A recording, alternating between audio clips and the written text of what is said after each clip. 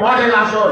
যুবক যারা আছে তাদেরকে বলবো যে তোমরা মাদক আসক্তি সমাজ ভরে গেছে, এই মাদক থেকে আপনি আপনার সন্তানদেরকে দূরে রাখবার জন্য, ভাইকে দূরে রাখবার জন্য প্রচেষ্টা আমাদের গ্রহণ করতে, সুস্থ সংস্কৃতি, সুস্থ বিনোদন, খেলাধুলা, পড়ালেখার পরিবেশ তৈরি করতে হবে এবং মাদক যারা কারবারি করে তাদেরকে চিহ্নিত করে বয়কট করতে হবে। বক্তব্য পরিষ্কার। প্রবাসে অনেক বন্ধু আছে এলাকার, আমি জানি অনেকেই আমার ভাই বন্ধু, তাদের সাথে আমার অনেক আর্থিক সম্পর্ক। প্রবাসে যারা রয়েছে তাদের পরিবার পরিজন আপনাদের আমানত হিসেবে আপনারা মনে করবেন। বক্তব্য কিন্তু পরিষ্কার। প্রবাসীরা অনেক লাঞ্ছনার শিকার, বঞ্চনার শিকার। আমাদের দলেতে কেউ কেউ ভিন্ন বক্তব্য দিয়ে থাকেন। প্রবাসীদের প্রতি 100% রেসপেক্ট দিতে বলতে চাই যে তাদের পাঠানো টাকা তাদের পরিবারকে বলতে হবে। আমাদের এই দেশের অর্থনীতিতে যেমন একটা গুরুত্বপূর্ণ ভূমিকা রাখে। সেই জন্য অনেক প্রবাসী বিদেশে মৃত্যুবরণ করে থাকেন।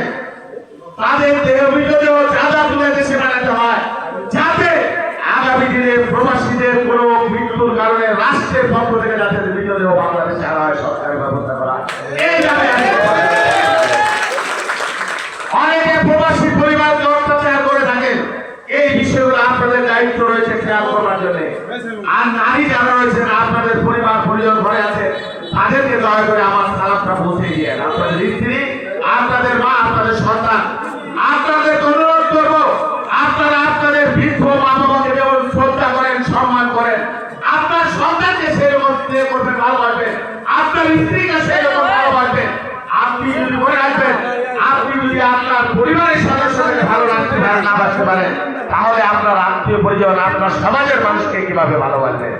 আর যদি এই ভালোবাসা, স্নেহ, মায়া মমতা আপনি পরিবার থেকে শুরু করেন, তাহলে আমরা একটা ভালো সময় সমাজ পাবো, ভালো সময় রাষ্ট্র পাবো, সমাজ পাবো, সভ্যতা পাবো, যেখানে প্রতিদিন প্রতিনিয়ত হিংসা, বিদ্বেষ, হানাহানি, মারামারি, এই হানাহানি, মারামারি, বিদ্বেষ থেকে পরিবার থেকে আমাদেরকে শুরু করতে হবে।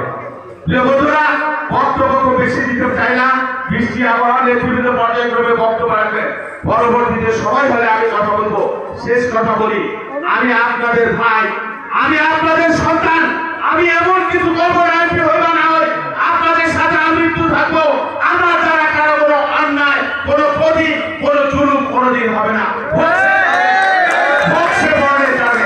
আপনারা আমার সাথে থাকেন, আমার শক্তি বৃদ্ধি করে। আমি এখানে একটা ইনসাফের সমাজ, একটা ন্যায় ভিত্তিক সমাজ, একটা বিচার, ন্যায় বিচারের সমাজ আমি প্রতিষ্ঠা করবো। আজকের এই কথা আমি আপনাদেরকে দিয়ে এলাম। সবাইকে ধন্যবাদ। পরে যদি সুযোগ হয় আবার কথা বলবো। এখন নেতৃবৃন্দকে একটু বক্তব্য দেওয়ার জন্য অনুরোধ, দয়া করে আপনারা একটু দৃষ্টি করে দয়া করে একটু বক্তব্য শুনবেন, দয়া করে অনুরোধ করেন। হ্যাঁ।